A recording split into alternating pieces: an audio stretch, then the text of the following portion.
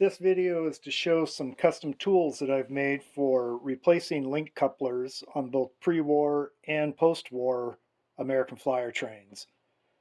This first tool is made, it has a recess in the end of it, and I use it to slide over the end of the coupler pin, and it goes all the way up to the shank that's on the drawbar. And I use this when I put a used coupler pin back through the drawbar with a new coupler on it.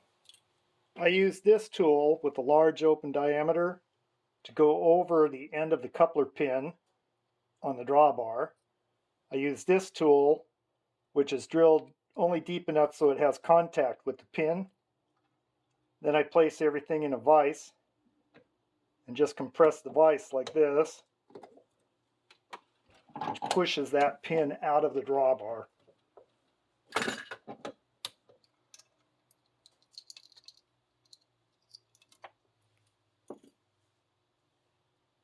That prevents damage to the end of the pin. With a little filing, I knock off the rough edge of this, and then you can reuse these pins. I use a jeweler's file, kind of knock down that edge that was crimped.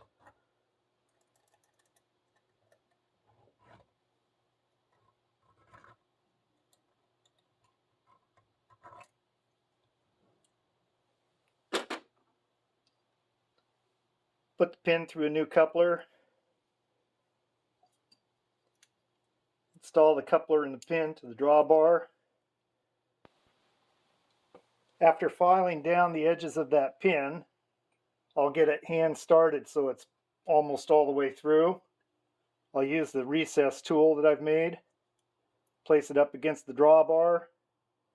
Then I use channel locks like this and crimp that until it pops into place like you heard. Now this pin is ready to use the swedging tool and recrimp it. I use this bolt in my vise to support the large flat head end of the pin. Place that on top of the bolt.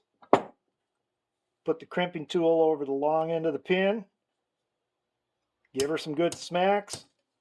I rotate my tool around as I'm doing this so that it leaves a nice round looking pre-war style crimp on the end of the pin when it's done. Hope that was helpful.